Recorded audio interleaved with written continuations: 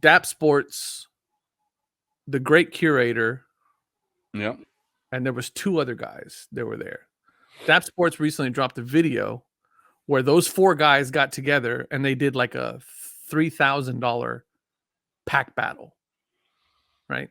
Okay. And so the way it went is every person put up a card, and then they each opened up a pack, and then whoever won the pack battle, not only won all the cards from the packs, but also won whatever card each person put up, right? Yep. And so at the end of it all, as you're watching this video, you're like, holy crap, this is crazy, right? Because like they brought some pretty big cards, right? Each one of them brought some pretty big cards as like a bet. It's like playing poker, right? Like you're playing poker, best hand wins. You're playing pack battles, best pack wins, and you're putting up something to bet, right?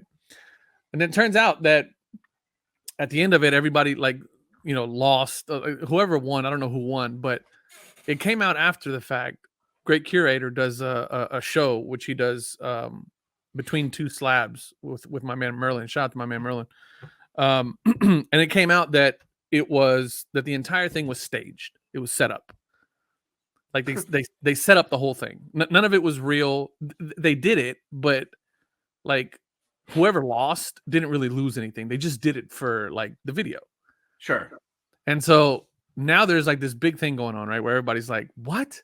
So like how much of like all these buying videos that you see all over the place where these guys go out and they buy, a $15,000 card. There's one video out there where I think it was DAP Sports that bought the Star Wars Kurosawa Superfractor, 1-of-1 Superfractor from Star Wars Galaxy.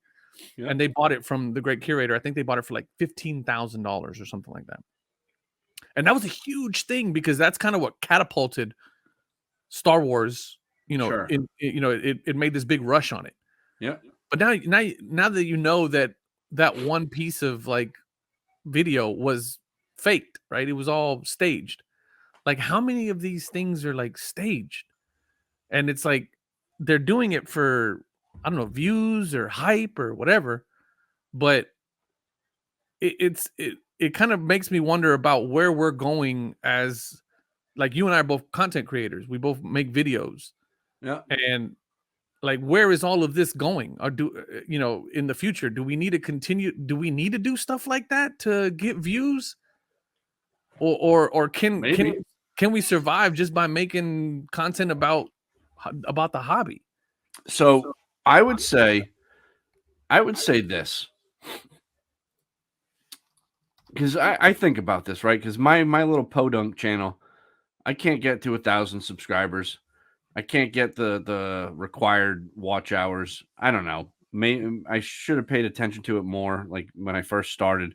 But I'm actually like, I've actually posted a video almost every day for like the last couple weeks. Mm-hmm. And, the watch hours is going up and things like that.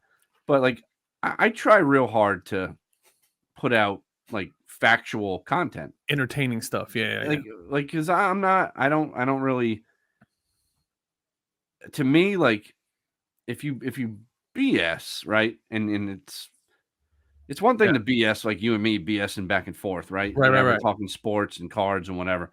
It's another thing to like lead people on and like, especially with like buying and selling advice. Yeah. If you're gonna go that route, if you're gonna stage a pack war for just entertainment purposes, like I don't necessarily have a problem with that. Because I mean, some of this stuff, man, is for entertainment. Like people listen to us for entertainment; they don't listen to us for anything else. And anybody else is listening to us for anything other than that, like, I don't know what you're doing. But like, it's the idea. Like when we got together to do this, the idea was to be entertaining, and not. But and again, at the same time, also not like BS. But we're gonna give our opinions, and they're not like, I don't know where this other piece of this YouTube shit comes from though, too, where you have to be right with everything you say. Oh yeah. Like it's like first off, the news isn't accurate. Nothing's accurate. The weather guy, he's not accurate. Nobody's accurate, right? Right. So when you have these hobby watchdogs in your comments and they're like, oh, well, actually it's from 1997, or actually it was Penny Hardaway who did that. It's like, all right, man, I made a mistake. And then, by the way, when I click on your name to go check out your videos, Yeah. you don't even have a goddamn channel. Yeah. So like that piece of it, I can't stand. But as far as like if you're making content to entertain, that's part of what YouTube's all about, right? Yeah. Think about all the dumb shit people watch on TikTok and Instagram on the reels, man.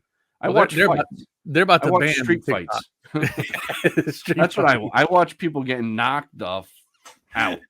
Right? That's what I watch. So like it's just mindless entertainment. That's your algorithm. I mean?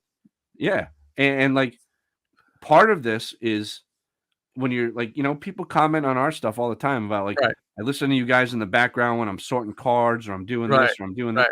Right. Dude, that's to me, when I hear those comments or see those comments, that's exactly what the intentions were of this podcast. Because that to me means like we're not annoying, we're entertainment and people can stomach us. All right, check. You know what I mean? Yeah, that's a good point.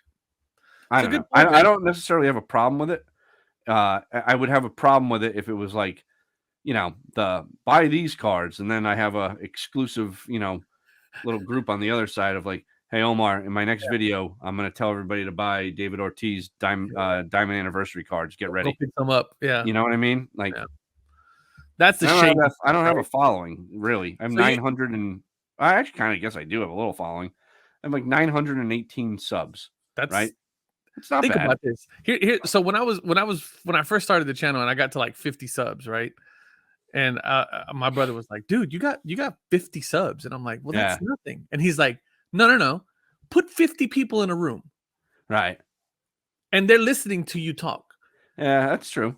He goes, "Just think about that. Think about the fact that you got 50 people in a room. If you didn't buy your subscribers, obviously, if it's all organic. If you didn't buy your subscribers and people that like organically flowed towards you and your content, you put 50 people in a room and you're talking to them. Just think about that." And then ever since my brother told me that, shout out to my brother. Ever since he told me that, I could never get that out of my head. And smart brother that does the collect 3D. He is the genius brother. He's my favorite curio brother. I wish he was on this podcast. Where is he? Get him on the phone. Well, unfortunately, because he's such a genius, he's also very reclusive. He doesn't like, because I've tried to get him on. Because you know what he's good at though in Instagram chats? He's really good at ripping you a new asshole. That is true. He will go hard on me. He's my meter. Like when I want to do something or say something or go after something. Yeah, he'll be the first one. What the hell are you doing? Yeah. Sit down, dude. Sit down. But then on the flip side, he'll be the first one to go like, "Oh, dude, you're freaking killing it. That is badass. You should keep doing that." Yeah. So but so it doesn't seem like you have much of a problem with like staged or not staged. Who gives a shit? It's all entertainment. Nobody gives a crap anyway, right? As long as you're not defrauding people and doing some shady shit. No, I mean, because with that, again, right? Like it's a pack war thing. Yeah. I mean, if you're doing that and you're hosing a kid, well, then you're an asshole. Yeah. You know what I mean? Like, I'm with you. But like, if you're doing it with like 4 grown men and you're like, all right, this is what we're gonna do. Yeah, we're gonna do. Hang on. This is what we're gonna do. We're gonna first off, we're gonna talk with the microphone in front of our face so no one can see that we're laughing and let's go. Yeah. And then in the background, we're gonna have some Jay-Z playing, and then from the Black album, and then you know what I mean? So like, I don't necessarily have a problem with that. Like, I can see how people have a problem with that. Yeah. I don't. You know what I mean? That's a good point. I mean, I guess to each his own, right? Like, right. Yeah. Decide how they want to do it. Decide how they, as long as you're not doing anything shady and ripping people off, then that's the key. Now,